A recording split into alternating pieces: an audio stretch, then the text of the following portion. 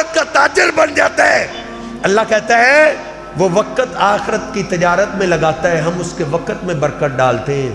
وہ مال آخرت کی تجارت میں لگاتا ہے، ہم اس کو مال اور زیادہ دیتے ہیں۔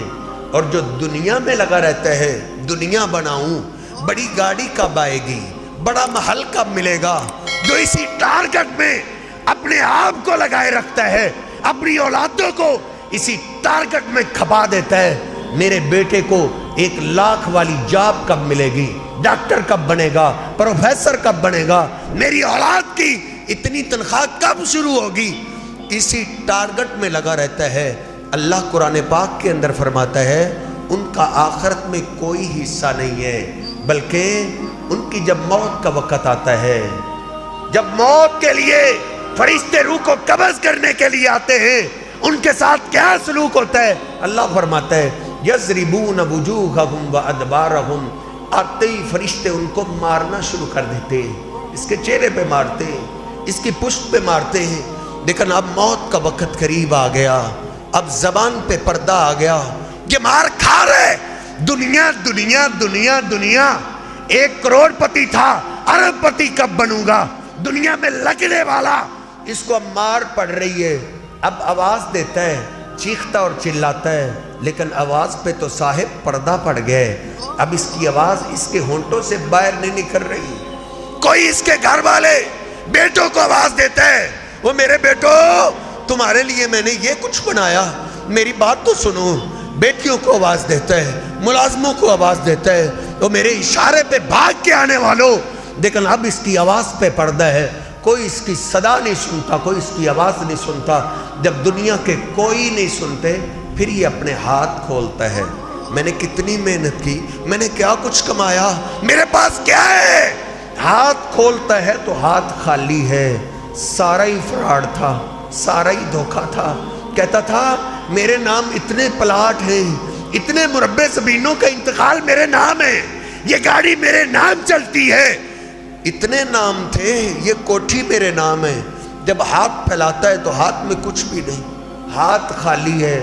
اب اس کو آواز یاد آیا ہے، اب اس کو سمجھ آئی ہے، وہ میرے نام اصل پلاٹ کون سے ہیں، میری اصل میں دولت کون سی ہے۔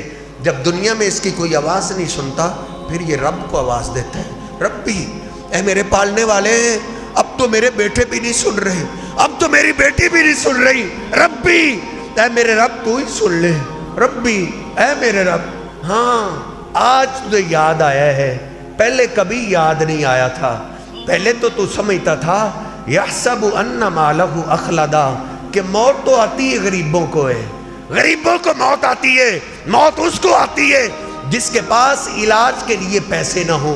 مجھے تو تھوڑا سا کچھ ہوا، میں تو مہنگے ڈاکٹر سے علاج کرواؤں گا، فلاں پروفیسر تو میرے گھر میں میرے علاج کے لیے آ جائے گا، اب بلا اپنے ڈاکٹروں کو، اب بلا اپنے حمیتیوں کو، اب کوئی نہیں آ رہا۔ پھر کہتا ربی اے میرے رب، مجھے پتہ چل گیا اصل میری دولت کون سی ہے۔ اب کیا کہتا ہے؟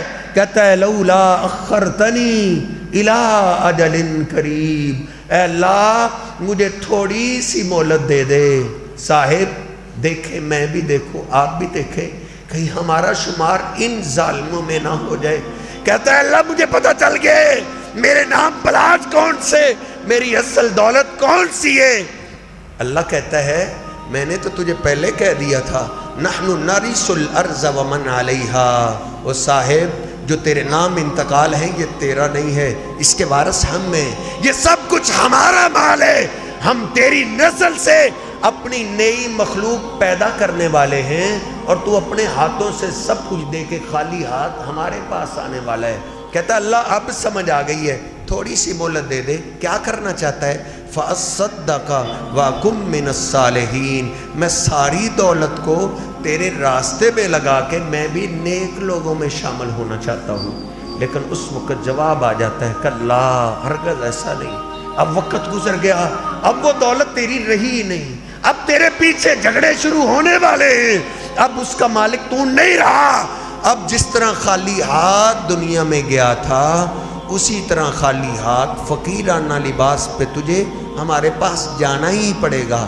جس کی خاطر تو نہ دن دیکھتا تھا نہ رات دیکھتا تھا، وہی اولاد تیری تجھے ہمارے حوالے کرنے والی ہے صاحب، وہی تجھ پہ زیادہ مٹی ڈالے گی، دباؤ اس کو مٹی میں۔ یہ ہماری خاطر اللہ کو ناراض کرتا تھا، اللہ سے اس سے تعلق ہی کاٹ دیا تھا، لیکن اس وقت سمجھنے کا فائدہ نہیں ہوگا۔ آج میرے پاس بھی موقع ہے، آپ کے پاس بھی موقع ہے، جو ہم میں سے نصیحت حاصل کرے گا اس کا اپنا فائدہ ہے، جو نصیحت حاصل نہیں کرے گا کسی کا کچھ نہیں جائے گا، اس کا اپنا ہی نقصان ہے۔